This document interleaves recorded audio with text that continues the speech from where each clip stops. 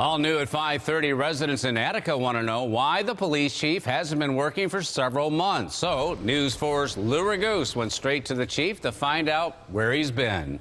Chief John Palillo told me today after 2 years on the job, he doesn't expect to ever go back to work in Attica.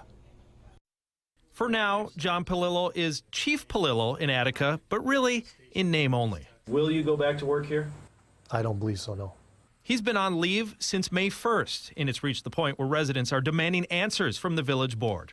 Obviously, they do not like him. Attica resident Darrell Lee McCullough went to the last board meeting. And I could not get any answers.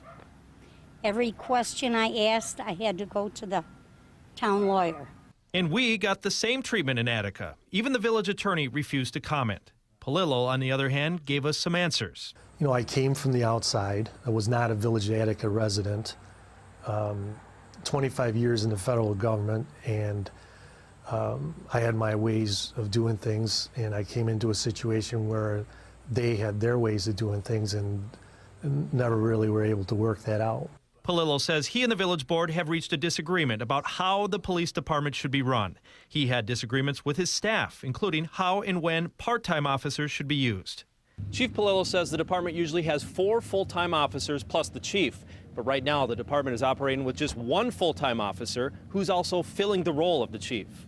Myself, in particular, I would prefer to have full-time officers, but that's not my decision to make anymore. Palillo says it's a matter of time before his attorney and the village attorney work out the details of his departure. He's finished fighting with the board over philosophies. Residents we talked to are frustrated by the board and the lack of transparency in this whole saga. He's his own man. I don't think he needs anyone telling him how to perform his job. I think he was excellent at it. You may not like the chief, but you should be able to work with him.